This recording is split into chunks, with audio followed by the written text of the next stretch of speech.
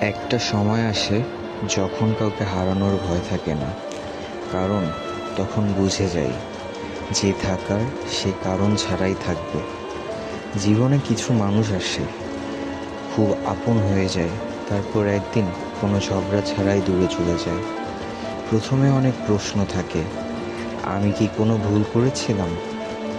কোথায় বদলে গেল সব কিছু?